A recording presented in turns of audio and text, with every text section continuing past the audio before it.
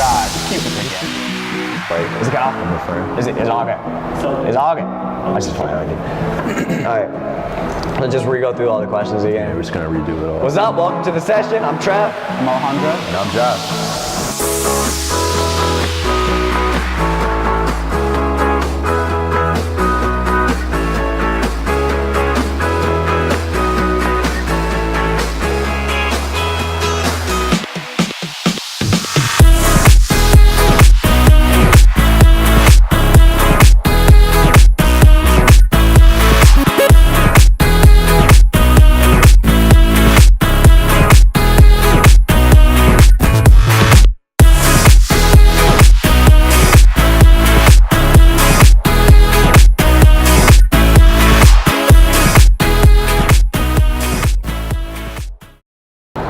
Who is Justin, and how did you find me? Justin might be the most ridiculous thing I've ever seen in my life. He's a DJ who uses a Game Boy. You remember those old pocketbook Game Boys, like back in the day that didn't even have like color? No, Yeah. it wasn't pocket. His was the original. He So had it's the like, original gray brick Game Yeah, Boys. the brick. Like, we're talking Pokemon Blue and Red version. What else do we want to say about it? Not only did he's a DJ, he's a producer, he has a home studio. This kid does it all. He does videos, he does it all. Like, he has a lot going on for himself right now. And I knew we just had to get an interview with him. Multi-talented. I don't understand his creative process because it's ridiculous. What he can do with a freaking Game Boy? Come on. Game Boy, though? Game Boy? We even got him to bring it in the studio with us.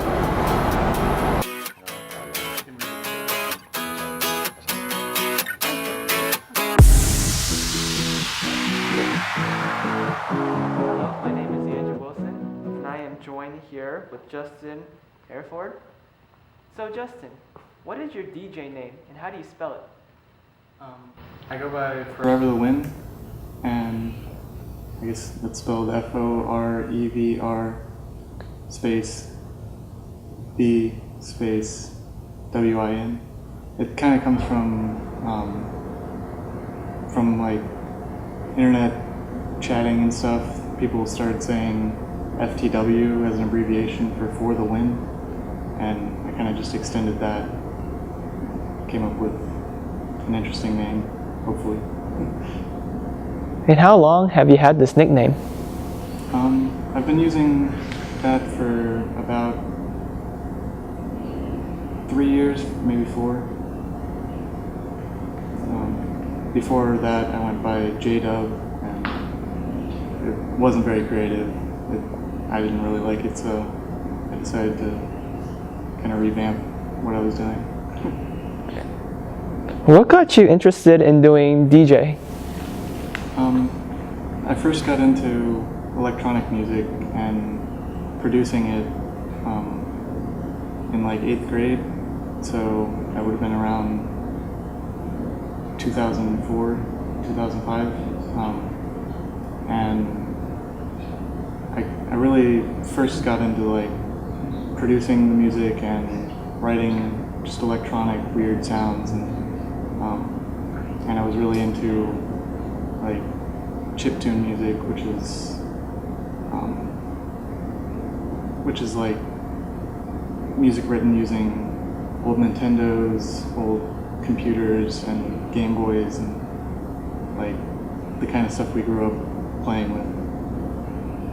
And then from there, I just kept getting interested in more kinds of electronic music, and about the time I started college, I started doing my friends' parties and just playing like whatever electronic music I like, not necessarily my own stuff, but just anything, really.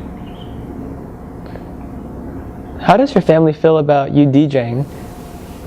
And are they supportive of it? Yeah, they're definitely supportive. Sometimes I think it eats into my time a lot, but they know that it really makes me happy, and they're really supportive. They come out to some of my shows. And Where do you perform, and how do you draw mass crowds?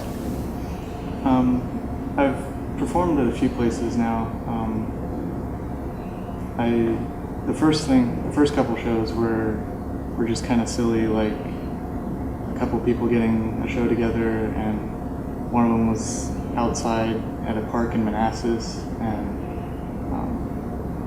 and then I played Jam and Java in Vienna a couple times, and more recently I've been playing shows in Baltimore and DC because the chiptune kind of music is kind of getting an audience there, and there's been monthly events going on, and it's a lot of fun. What are your future plans to expand? Really from here, I think what I'm focusing on is just helping build the audience for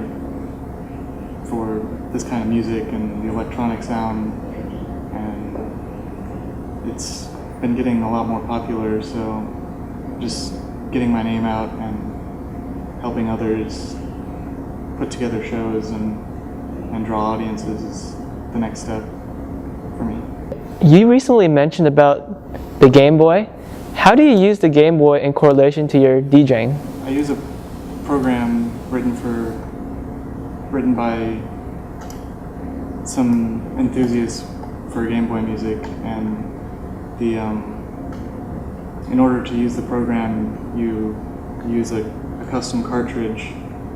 Looks like this. It's kind of like a game cartridge, but you're able to put whatever program you want on it. And the program I use for writing music and performing it is called LSDJ, and it's basically like a sequencer, and you just write in the notes and you make your own instruments and play them. Can this work with any other Game Boy version? Or is that the only version that it will currently work with? It can really work with any Game Boy. Some sound better, some sound worse. I really like the sound of the original Game Boy and the Game Boy Color. This is the one I use most of the time. It's just got a really full sound, and I've modded mine with some extra features like a backlight and different buttons and a better sound output. And I mean, you really don't have to do any of that. You can use like a regular stock Game Boy, but I don't know, it's a lot of fun to mess with it, and the original Game Boy it kind of gets the most like attention because people are like, I remember that, it's so old, like they really get into it from there. So in the future, what are some things that we can look forward to pertaining to your DJing? Really, I've been playing a lot of shows. I'm doing some of my own shows, and like just this past weekend I did a show where I was just playing a certain kind of electronic music called drum and bass, and it wasn't really any of my own music, it was just some of my friends were playing a show, and they kind of threw me on last minute, but I'm looking to do a lot more shows like that too. Just any kind of electronic music, and I'm playing a lot more of my own shows too in Baltimore, and I'm trying to get more around here. Okay. And so for your loyal fans and future fans that want to be a part of this, is there a particular Facebook page or Twitter that they can access you by? The Facebook page is probably the best place, and it's got links to all my music and all my other projects and everything, and that would be just facebook.com/foreverthewin. You have a studio at your house. How'd you come up with building that? What kind of artists do you have usually come through? The studio thing is something that I've been trying to do for a while, and I really just started doing it a few months ago at my house, building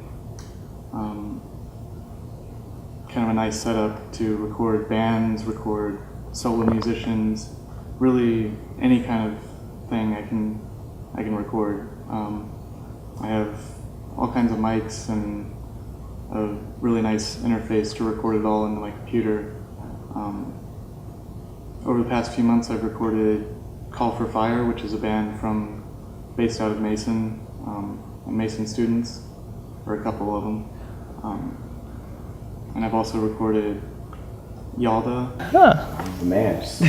producing, DJing, recording, video. I've done video editing and stuff. You can relate to that. That's a wide variety. Yeah. But yeah, I've really been trying to focus on recording bands for the studio and kind of just having fun with that, making a little money because I don't really have a legit job right now.